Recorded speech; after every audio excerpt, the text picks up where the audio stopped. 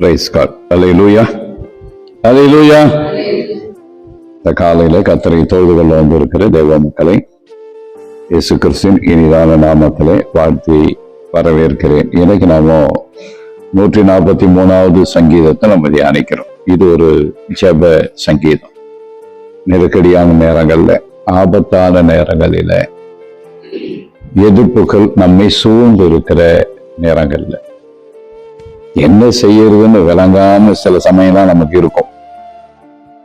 அப்படிப்பட்ட நேரங்களிலே நமக்கு உதவி செய்யக்கூடியது ஜெபம்தான் அப்படிங்கிறது இந்த சங்கீதம் நமக்கு சொல்லி தருது. அல்லேலூயா.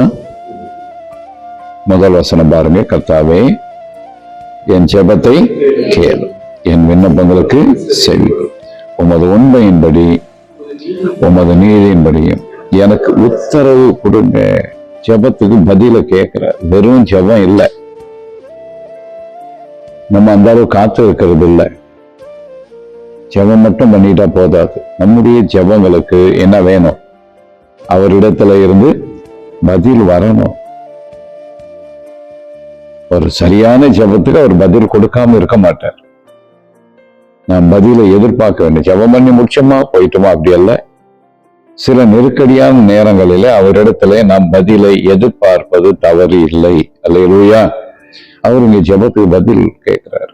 ஏன்னா இது எந்த ஒரு ஆபத்தான நேரத்துல, நெருக்கடியான நேரங்கள்ல, அவருடைய உயிருக்கே கேரண்டி இல்லாத நேரம், அந்த நேரங்கள்ல இந்த ஜெப சங்கீதத்தை அவர் பாடி ஆண்டவரை மகிமைப்படுத்தி இருக்கிறார். அல்லேலூயா. ஒருவேளையே அவர் ஜெபித்த ஜெபத்துக்கு பதில் தாமதித்து இருக்கலாம். ஆகையினால 2வது வசனத்துல, ஜீவனுள்ள ஒருவனும் உமக்கு முன்பாக நீதிமான் அல்லாததினாலே அடியேனை. அப்போ அந்த நெருக்கங்கள், அந்த போராட்டங்கள், அவருடைய ஜெபங்களுக்கு, அவருடைய விண்ணப்பங்களுக்கு சரியான நேரத்துல என்ன வராம இருக்கலாம், பதில் வராம இருந்திருக்கலாம். அதனால ஒருவேளை தப்பு என்கிட்ட இருக்கோ இல்லையோ அப்படின்னு தன்னை அர்ப்பணிக்கிறத அங்க பாக்குறோம். யாருமே நீதிமான் இல்லப்பா, கர்த்தருக்கு முன்பதாக ஒருவனும் நீதிமான் இல்லை, அதனால நானும் என்ன இல்லை, நீதிமான் அல்ல. ஆகவே என் ஜெபத்துக்கு என்ன கொடுக்காம இருந்துடாதீங்க, பதில் கொடுக்காம இருந்துடாதீங்க அப்படின்னு சொல்ல வர்றார்.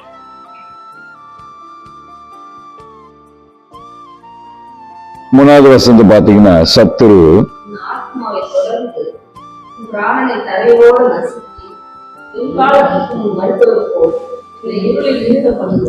ஒண்ணு நம்ம மறக்க கூடாது, நமக்கு சத்துரு இருக்கிறான் அப்படிங்கறது மறந்துடுவோம். கிறிஸ்தவ ஜனங்களுடைய வீக்னஸே என்னன்னா,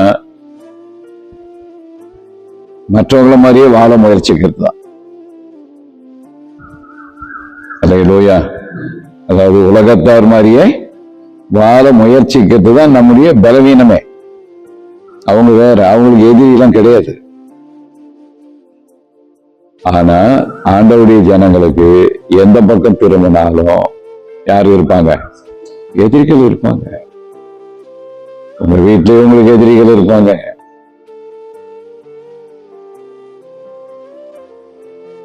அல்லேலூயா. வாக்கு தத்தத்தின்படி பிறந்தவன் ஈசாக்கு. ஈசாக்கை துன்பப்படுத்த ஏற்கனவே யார் பிறந்திருந்தது? இஸ்மவேல் பிறந்திருந்தான். வாக்கு தத்தத்தின்படி பிறந்தவனை, மாம்சத்தின்படி பிறந்தவன் ஒரே வீட்டுல என்ன பண்ணினார்கள்? துன்பப்படுத்தினார். அல்லேலூயா. ஆக நமக்கு எங்கெல்லாம் எதிர்ப்புகள் இருக்கும் சொல்ல முடியாது. எங்கெல்லாம் எதிர்ப்புகள் இருக்கும். நம்மை சுற்றி எதிரிகளின் ஆவிகள் நிரம்பி இருக்குது. அதனால இந்த ஜெபம் ரொம்ப அவசியம். நம்ம எல்லாத்தையும் மற்றவங்க மாதிரியே முயற்சி பண்ணி தோல்வி அடைகிறோம். பலத்துல வாழ முயற்சி பண்ணி தோல்வி அடைகிறோம். பலத்துல அல்ல. அது உலகத்துல இருக்கிறவங்களுக்கு ஓரளவு செட் ஆகும். அவங்களே பாருங்க, சில நெருக்கடியான நேரம் வரும்போது அவங்களுக்கு எல்லா பலனும் இருந்தும் கூட என்ன அடைகிறாங்க? பண பலம் இருக்கு, பதவி பலம் இருக்கு, அதிகார பலம் இருக்கு, எல்லா பலனும் இருந்து சில சமயம் உலகத்தார் கூட என்ன அடைகிறாங்க? தோல்வி அடைகிறாங்க. எல்லாம் இருந்தோம். அல்லேலூயா. அப்போ நமக்கு எதுவுமே கிடையாது. நமக்கு இருக்கிற ஒரே ஒரு பலன் ஆண்டவர் தருகிற பலன். அப்போ ஆண்டவர் தருகிற இந்த பலனை கொண்டு நம்ம எதிரிகளை என்ன பண்ணணும்? மேற்கொள்ள வேண்டும். நமக்கு எதிரிகள் இருக்கிறாங்க அப்படிங்கிறத புரிந்து கொள்ள வேண்டும். கண்ணுக்கு தெரிஞ்சே இருப்பாங்க, கண்ணுக்கு தெரியாத எதிரிகளும் நமக்கு இருக்கிறாங்க.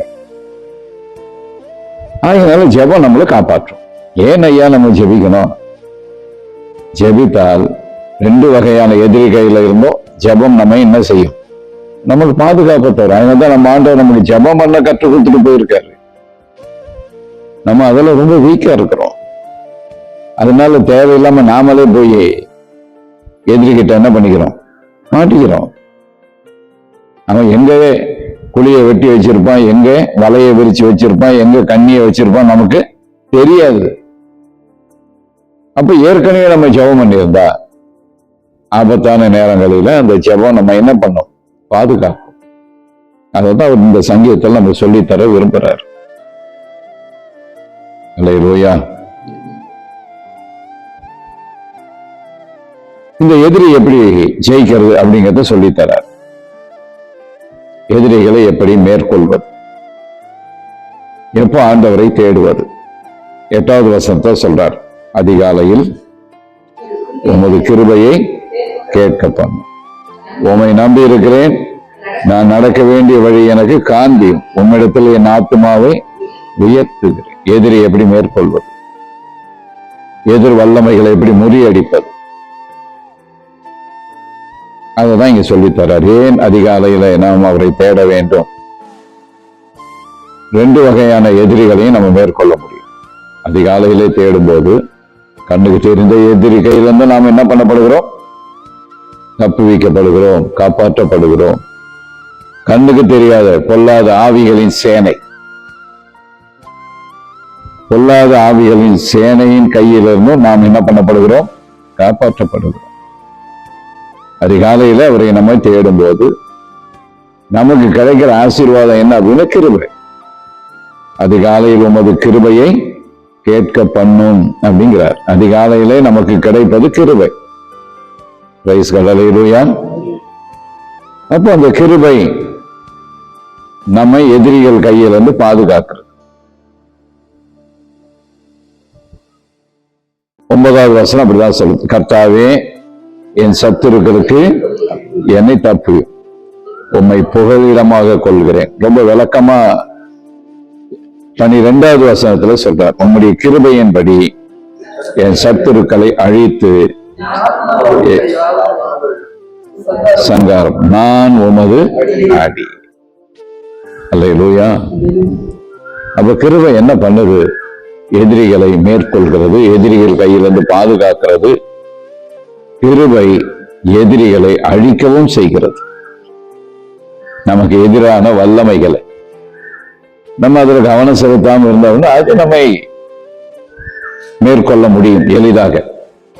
நாம ஒரு எதிரிகள் நிறைந்த உலகத்துல வாழ்ந்து கொண்டிருக்கிறோம் அப்படிங்கிறத மறக்க கூடாது.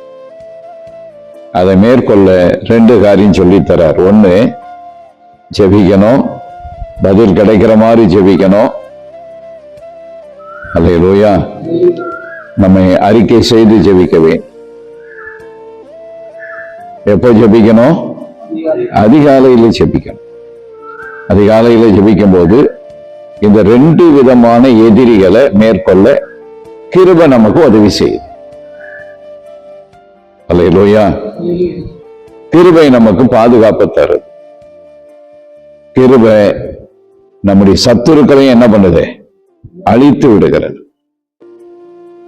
கிருபை நமக்கு பாதுகாப்பு மாத்திரம் அல்ல, நமக்கு எதிரான எல்லாவற்றையுமே அதால் அழிக்க முடியும். சதி திட்டங்கள் இருக்கும், நமக்கு தெரியாது. நமக்கு எதிராக சிலர் என்ன பண்ணி வச்சிருப்பாங்க? ஆமா, சதி திட்டங்களை பண்ணி வச்சிருப்பாங்க. எங்க வீழ்த்தலாம், எப்படி வீழ்த்தலாம், பிசாசே நிறைய சதி திட்டங்களை போட்டு வச்சிருப்பான். அப்ப இந்த அதிகாலையில ஆண்டவருடைய பாதத்துல நாம் காத்திருப்பது, அவரை தேடுவது, அதனால் நம்ம கிடைக்கிற உன்னதமான ஒரு ஆசீர்வாதம் என்ன அப்படின்னா, நமக்கே தெரியாம இருக்கிற நம்முடைய சத்துருக்களை நமக்கு ஆண்டவர் தருகிற கிருபை என்ன பண்ணுது? அழித்து விடுகிறது. பிரைஸ் காட், அல்லேலூயா. தாவீதை நீங்க எடுத்துக்கிட்டீங்கன்னா, அதிகாலையில ஏன் அவர் அதிகமா தேடுறாரு அப்படின்னா, வசனம் சொல்லுது, தாவீதுடைய சத்துருக்களை அவர் என்ன அறுத்தாரா? வேற அறுத்தார். ஒருவர் எதிரியா வேறு அறுக்கப்பட்டது. அல்லேலூயா.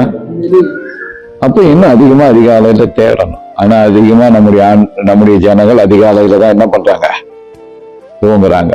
அதிகாலை என்பது கர்த்தருக்குரிய நேரம், நம்முடைய நேரம் கிடையாது. கூடுமானவரை அதிகாலையில தேட என்ன பண்ணணும்? முயற்சிக்க வேண்டும். 2 காரியம் நடக்குது. பிரைஸ் காட், அல்லேலூயா. எதிரிகள் கையிலிருந்து நாம் காப்பாற்றப்படுகிறோம். மிக முக்கியமான காரியம் என்ன அப்படின்னா, ஆண்டவர் நம்மை நடத்த ஆரம்பிக்கிறார். அதான் இதுல இருக்கிற பெரிய ஆசீர்வாதம். வெறும் எதிரிகளை மட்டும் அழிக்கிறாரா? எதிர் வல்லமைகள் மட்டும் முறிக்கப்படுகிறதா? ஜெபத்தினாலும் கிருபையினாலும் அதை மேற்கொள்கிறோமா அப்படின்னு பார்த்தோம்னா, கிருபை நமக்கு இன்னொரு ஆசீர்வாதத்தையும் கொண்டு வரும். அது என்ன அப்படின்னா, 10வது வசனத்துல அது இருக்கு. உமக்கு பிரியமானதை செய்ய எனக்கு போதித்தருளும். பிரைஸ் காட், அல்லேலூயா. அப்ப கிருபை என்ன செய்யுது? ஜெபம் என்ன செய்கிறது அப்படின்னா, ஆண்டவருக்கு பிரியமானது செய்ய நமக்கு உதவிகள் கிடைக்கிறது. அல்லேலூயா. நாம என்ன பண்றோம்? ஆண்டவர் பேரை சொல்லி நமக்கு பிரியமா வாழ முயற்சி பண்றோம். கிறிஸ்தவர்கள் பண்ணுகிற 2வது தவறு. ஆண்டவருடைய பெயரை சொல்லி இந்த பூமியில நமக்கு பிரியமாய் வாழ ஆசைப்படுகிறோம். அல்லேலூயா. இந்த இடத்துல நாம கொஞ்சம் நம்மளை கரெக்ட் பண்ணிக்கணும். அவருக்காக வாழ நம்ம முயற்சி பண்ணணும். அவருக்காக வாழ முயற்சி பண்ண இந்த நேரம் சபை நிரம்பி இருக்கும். பிரைஸ் காட், அல்லேலூயா. புரியுதுங்களா நான் சொல்றது? அவர் பேரை சொல்லி நமக்காக வாழ விரும்புறோம். நம்ம ஆசையை நிறைவேற்றிக் கொள்ள விரும்புறோம். நம்முடைய விருப்பத்தை நிறைவேற்றிக் கொள்ள விரும்புறோம். நம்முடைய தரிசனத்தை நிறைவேற்றிக் கொள்ள விரும்புகிறோம். அவர்கிட்ட கேட்கறது ஒன்றும் தப்பு இல்லை, கேளுங்க. ஆனா உலகத்துக்குரியதையே கேட்டு பரலோகத்துக்குரியதை விட்டுடக்கூடாது. அல்லேலூயா. அப்ப கிருபை என்ன பண்ணுது? ஜெபம் நமக்கு, அதாவது சரியான ஜெபம் என்ன செய்கிறது அப்படின்னா, ஆண்டவருக்கு பிரியமானது செய்யும்படி நம்மை நடத்துகிறது. கர்த்தர் நமக்கு போதிக்க ஆரம்பிக்கிறார். அவருக்கு என்ன பிரியம்? கிருபையை தேடுறவங்களுக்கு, அதாவது கிருபையை தேவனுக்காக பயன்படுத்தணும் விரும்புறவங்களுக்கு. பிரைஸ் காட், அல்லேலூயா. என்ன செய்யறாரு? போதிக்கிறார். எதெல்லாம் சரி, நீ இதை செய்யணும், அதை செய்யணும் அப்படின்னு ஒரு நல்ல போதனை நமக்கு செய்கிறது கிருபை. காலையில் அவரை தேடுறதுனால நல்ல போதனை நமக்கு கிடைக்க செய்கிறது. அல்லேலூயா. அது மாத்திரமல்ல, இந்த கிருபை நம்மளை என்ன செய்கிறது அப்படின்னா, ஆண்டவருடைய நல்ல ஆவியில நம்மை நிரப்பி சரியான வழியில நம்மை நடத்துகிறது. அல்லேலூயா. புரியுதுங்களா? இந்த கிருபை செய்கிற காரியம் அவருடைய நல்ல ஆவியில நம்மை நிரப்பி என்ன நடத்துது? சரியான வழி, தேவனுக்கு பிரியமான வழியில. சத்துருக்கள் கையிலிருந்து பாதுகாக்குது, சத்துருக்களை அழிக்கிறது, ஆண்டவருக்கு பிரியமானது செய்யக்கூடிய போதனை நமக்கு கிடைக்க செய்கிறது. அவருடைய நல்ல ஆவியினாலே நாம் நிரப்பப்படுகிறோம். சரியான வழியிலே நாம் நடத்தப்படுகிறோம். இதுக்கு கிருபை நமக்கு என்னவா இருக்கு? உதவியா இருக்கு. அல்லேலூயா. நாம் ஜெபிக்கலாம்.